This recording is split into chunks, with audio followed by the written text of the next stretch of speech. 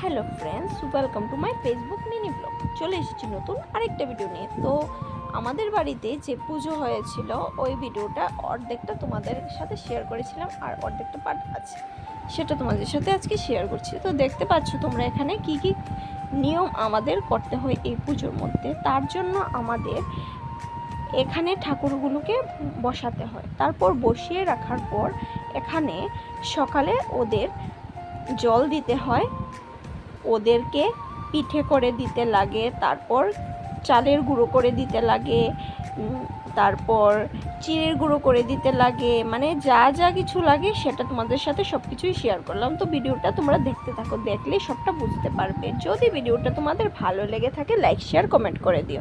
আজকের পর্যন্ত এতটুকুই, টাটা বাই। যাবে কি একা একা রাত কেটে এভাবে।